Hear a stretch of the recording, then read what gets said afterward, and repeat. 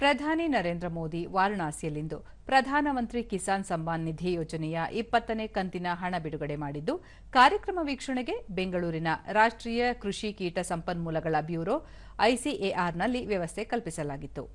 ಕೇಂದ್ರ ಸಚಿವೆ ಶೋಭಾ ಕರಂದ್ಲಾಜೆ, ಕೃಷಿ ಅಧಿಕಾರಿಗಳು, ಕೋಲಾರ ಜಿಲ್ಲೆಯ 100ಕ್ಕೂ ಹೆಚ್ಚು ಬುಡಕಟ್ಟು ರೈತರು ಉಪಸ್ಥಿತರಿದ್ದರು.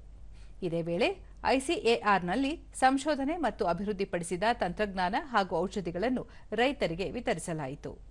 ಬಳಿಕ ಶೋಭಾ ಕರಂದ್ಲಾಜೆ, ಸಣ್ಣ ರೈತರಿಗೆ ಅನುಕೂಲವಾಗಲಿ ಎಂಬ ಉದ್ದೇಶದಿಂದ ಕಿಸಾನ್ ಸಮ್ಮಾನ್ ಯೋಜನೆಯಡಿ ರೈತರಿಗೆ ಸಹಾಯಧನ ಬಿಡುಗಡೆ ಮಾಡಲಾಗುತ್ತಿದೆ. ರೈತರಿಗೆ ಸುಲಭವಾಗಿ ಉಪಕರಣಗಳನ್ನು ದೊರಕಿಸಿಕೊಡುವ ಉದ್ದೇಶದಿಂದ ಕೃಷಿ ಉಪಕರಣಗಳ ಬ್ಯಾಂಕ್ ಆರಂಭಿಸಲಾಗಿದ್ದು, ಸ್ಥಳೀಯವಾಗಿ ಕಡಿಮೆ ಬಾಡಿಗೆಗೆ ಉಪಕರಣಗಳನ್ನು ಪಡೆಯಲು ಸಹಕಾರಿಯಾಗಿದೆ.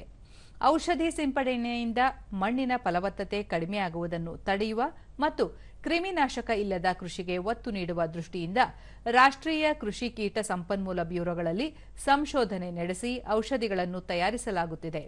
ಜೊತೆಗೆ ಜೈವಿಕ ಕೃಷಿಗೂ ಹೆಚ್ಚಿನ ಆದ್ಯತೆ ನೀಡಲಾಗಿದೆ ಎಂದು ತಿಳಿಸಿದರು.